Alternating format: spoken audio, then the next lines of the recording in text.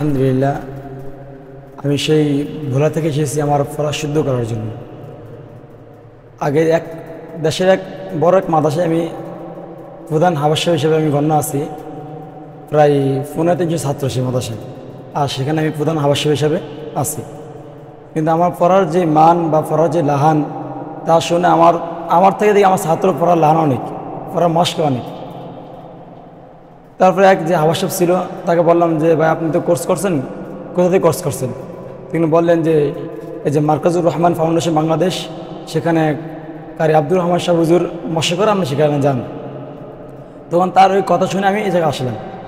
কিন্তু দেখা যায় আমার মতন আরও অনেক হাজার হাজার লাখ লাখ হাবাসাব আছেন, যিনি অযোগ্য হিসেবে বসে আছেন একটা আসনে, প্রধান একটা আসনে অযোগ্য হিসেবে বসে আছেন।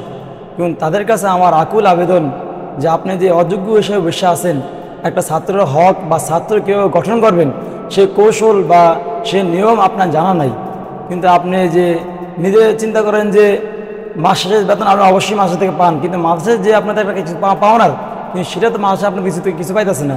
তা আপনার কাছে আমার আকুল আবেদন, তা আপনার নিজের গর্ব ছেড়ে, নিজের বরত্ব ছেড়ে নিজেকে ছোটোভাবে এক হুজুর কাছে আসেন যে শায়েখ আব্দুর রহমান শাহ হুজুর ভালো মশা করেন। আমি এক সপ্তাহের ভিতরে একটা লাহান ধরতে পারছি, এবং আমার হরফ যে হরফগুলো আমার সঠিক ছিল না, আমি যে ইস্তিআলা হরফগুলা ভালোভাবে এখন উচ্চারণ করতে পারি ইনশাআল্লাহ, আলহামদুলিল্লাহ, এক সপ্তাহের মাধ্যমে।